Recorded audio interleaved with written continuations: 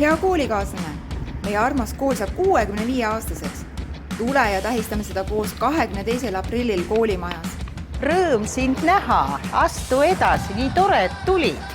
22. aprilli hommikul kell 10 toimub korvpalli vilistlasturniir. Tule pane kokku 3-liikmeline võistkond ja naudi sporti. Kontsertaktus algab õhtul kell 6. Aulas näeme.